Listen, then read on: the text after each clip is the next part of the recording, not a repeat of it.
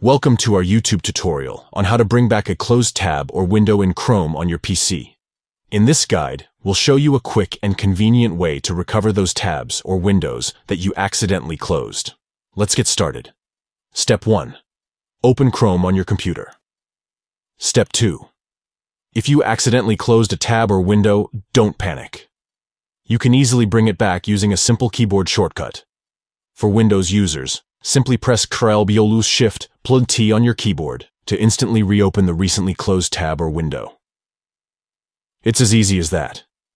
By using this handy keyboard shortcut, you can restore any closed tab or window in Chrome on your PC without any hassle.